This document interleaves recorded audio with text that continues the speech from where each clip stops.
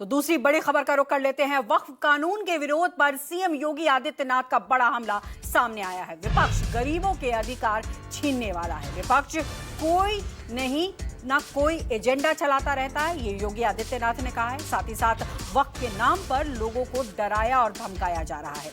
बांग्लादेश में हिंदुओं की निर्मम हत्या की गई है। ये राज्य है और यह देश वही देश है जिस देश में वक्फ के नाम पर लाखों एकड़ लैंड कब्जे की गई है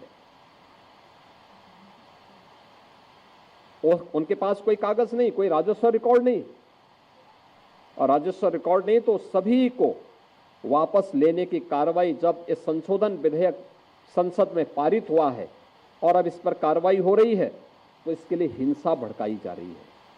हिंसा में आपने देखा होगा कब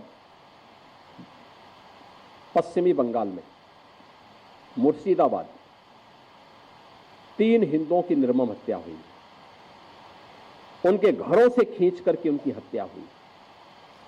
और ये सब कौन है? ये सभी वही दलित हैं, वही वंचित हैं, वही गरीब हिंदू हैं जिसको इस जमीन का सर्वाधिक लाभ मिलने वाला है। सर्वाधिक लाभ मिलने वाला है। ये लैंड राजस्व के रिकॉर्ड में फिर से आएगी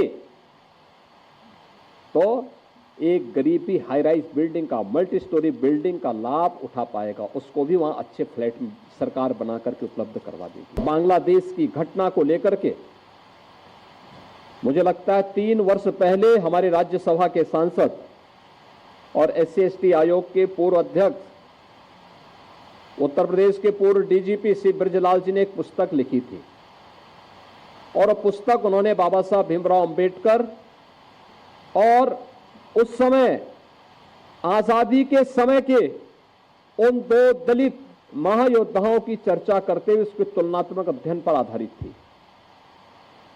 एक तरफ बाबा साहब भीमराव अंबेडकर जिन्होंने कहा था कि मैं आदि भी और अंत भी मेरा एक भारतीय के रूप में रहेगा और भारतीय के रूप में ही मैं अपनी पहचान को बनाए रखना चाहता हूं।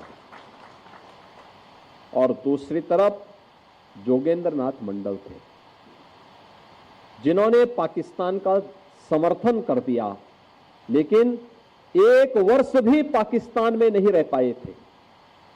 बहनों और भाइयों, जोगेंद्र नाथ मंडल के कृत्यों की सजा आज भी बांग्लादेश के अंदर वहां का हिंदू प्राप्त कर रहा है। आप सब जानते हैं बांग्लादेश में जो भी हिंदू है, जो प्रताड़ित हो रहा है, जो पीड़ित है, ये सभी दलित हिंदू हैं।